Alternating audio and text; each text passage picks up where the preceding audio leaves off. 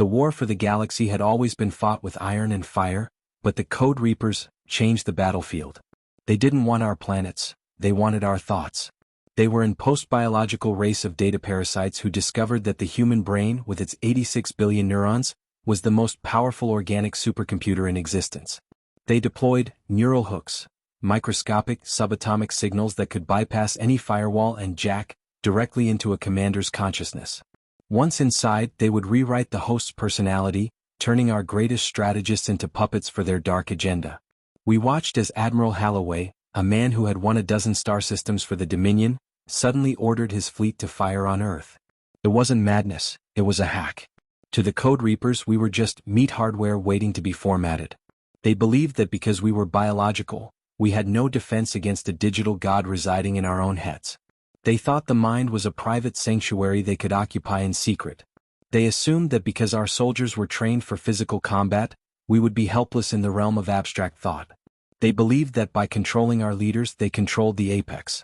They were catastrophically wrong. They forgot that the human mind is the most violent place in the universe.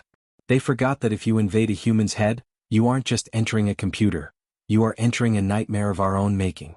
If the neural jackers wanted to fight inside our brains, we decided to give them a taste of human subconsciousness. We created the Synapse Shield protocol.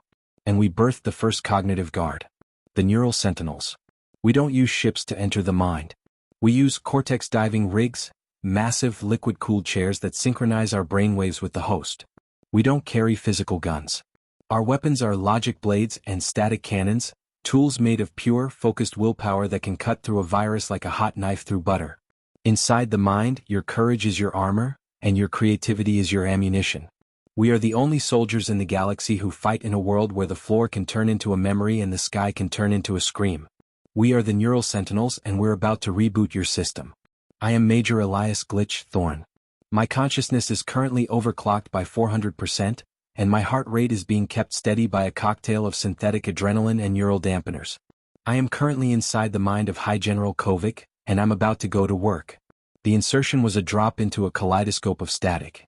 The general's mind was a sprawling neon-noir version of old New York, a city made of skyscrapers that were actually his categorized memories. But the sky was bleeding red binary code. The Code Reapers were already here, and they were deleting the city floor by floor. Neural swarms, lock your focus. Don't let the abstraction pull you apart. I roared into the mental link. Sentinel 2 Sarah. The subconscious is fighting back, Elias. The general is terrified. I'm seeing his childhood nightmares manifesting as giant, glitching spiders. Sentinel 3 Jax. I've got the primary mindjacker on the roof of the memory spire. It's eating the general's tactical codes. Immediately, the data parasites emerged from the alleyways of the mind. They were terrifying, jagged shapes of black static and red light, moving with a stuttering, nonlinear speed. They didn't fire bullets. They fired neural noise, high-frequency bursts of data meant to scramble our sense of self. Fix your reality. Engage the logic blades. I drew my sword, a beam of brilliant blue energy that was the physical manifestation of my own iron will. I didn't swing it with my arm, I swung it with my intent. A parasite lunged at me, its form flickering between a wolf and a cloud of needles. I didn't flinch. I knew where it would be. I stepped through the static and sliced the creature in half. It didn't bleed, it shattered into a million lines of harmless green code. Push to the spire. Don't let them format the cortex. We sprinted through the neon streets, the ground shifting beneath us as the general's mind tried to process the invasion. A building to my left suddenly turned into a waterfall of childhood photos. A car turned into a swarm of birds. We ignored the distractions. We were the anchors of reality. We reached the memory spire, a gargantuan tower of glowing glass that held the general's strategic brilliance. At the top was the Master Jacker, a 12-foot-tall entity made of shifting obsidian polygons and pulsing red veins of pure data. It had its claws buried in the spire's core, and I could feel the general's mind screaming in my own head. Get out of his head. I launched myself upward, using my mental boost to ignore the laws of gravity. I fired my static cannon, a blast of white noise that hit the Master Jacker's shield. The entity shrieked, a sound that was the auditory equivalent of 1,000 computers crashing at once. It turned its multi-eyed gaze toward me and fired a trauma beam. Suddenly, I wasn't in the spire. I was 6 years old, standing in the dark, hearing the monsters under the bed. I felt the cold, the fear, the absolute helplessness. It's not real. I roared, my voice echoing through the entire neural network. I forced the memory to dissolve. I turned the darkness into a cage and crushed it with the weight of my adult will. I returned to the spire, my logic blade glowing with a white-hot intensity. Sarah. Jax. Synergized the reboot. We converged on the Master Jacker. We didn't just hit it, we measured it. We subjected the alien virus to the absolute, undeniable truth of our own existence. We channeled our training, our history, and our loyalty into a single focused chord of human consciousness. Delete. I drove my logic blade into the center of the obsidian entity.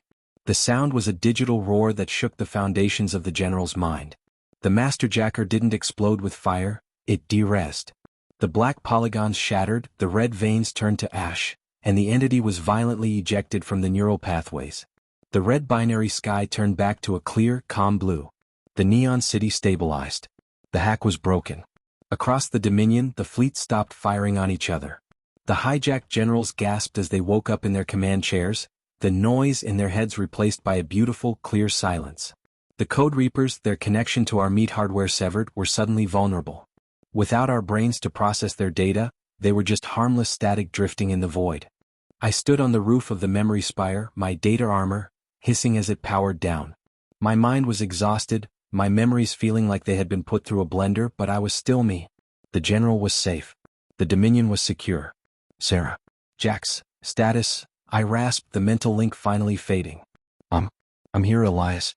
I think I've got a permanent headache, but the general's cortex is clean. We're coming back to the meat. Still solid. The virus is purged. System is rebooted. We're clear. I looked out at the city of the mind. It was a strange, beautiful place, but I was ready for the real world. I was ready for the smell of oil and the weight of actual gravity. We had fought a war in a place that didn't exist, and we had won. Humanity has proven the ultimate truth of the neon insurgency. You can try to hack our machines. You can try to rewrite our history. You can even try to occupy the very thoughts in our heads. But we are the species that knows how to find the light in the static. We are the neural sentinels. And our minds are the one territory you will never conquer. The spire is secured. The virus is deleted. The system is live. The mission is over. Now pull the plug. I want to wake up in my own body.